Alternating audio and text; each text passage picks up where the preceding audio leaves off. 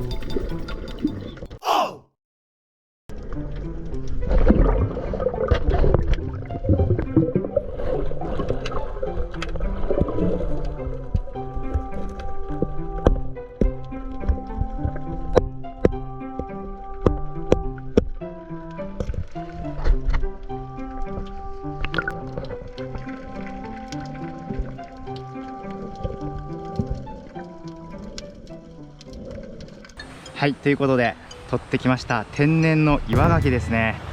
早速調理していきたいと思います。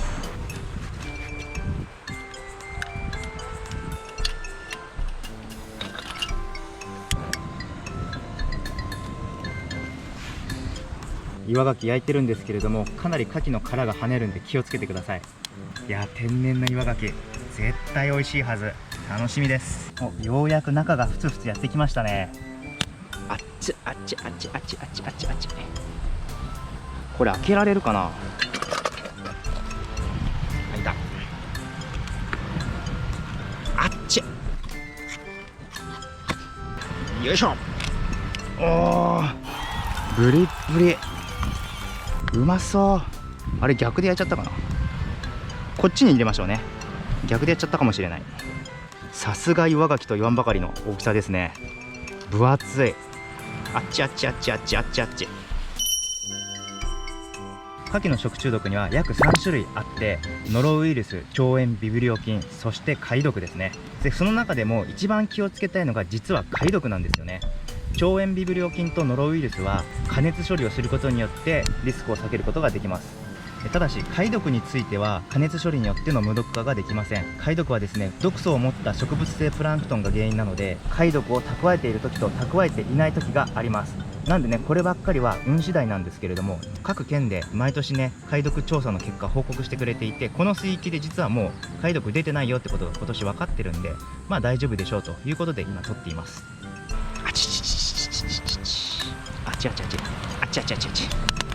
ちょっとね、お鍋っぽくなってるこっちに移し替えました。うわい、いい感じですね。ちなみにノロウイルスと腸炎ビブリオ菌は85度から100度で1分以上加熱をすると無毒化ができると情報にあるんで、一応それを目安にしっかり加熱をしていこうと思います。あくまでもね、表面じゃなくて中心温度なんで、沸騰していてもね、中までしっかり火が伝わるには時間がかかるんで、時々ちょっとひっくり返してね、焼いていきたいと思います。貝毒だけはね、これかなり運の問題もあって自己責任になるんで、皆さん真似する場合はね、県のホームページを見て貝毒発生していないかどうか、そして一番最初食べるときは1個だけ食べて30分以上時間経過して体調に変化がないことを確認してから食べることをおすすめします。いや、だいぶいいんじゃないですか。いや、うまそうでしょこれ。この岩牡蠣焼いても身が縮まらなくてほんとブリッブリですね。最高。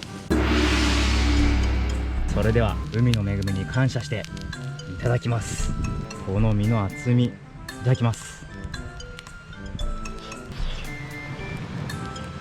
すごい。全然磯臭さというか、苦手な人は苦手だと思われる嫌な匂いがしないですね。生臭さゼロ。岩牡蠣うま。僕実は真牡蠣で当たったことがあって、牡蠣ねちょっと苦手になってたんですけど、これマジでうまい。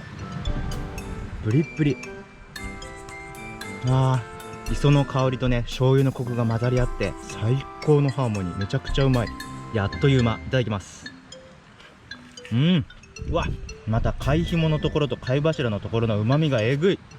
うまい。ここにちょっと残ったこの貝柱これも絶対美味しいやつ。これね、うまい。うますぎる。いやー、めちゃくちゃうまかった。本当に感謝。ごちそうさまでした。ということで早速またね少し撮ってこようかなと思います。さあまた撮ってこよう。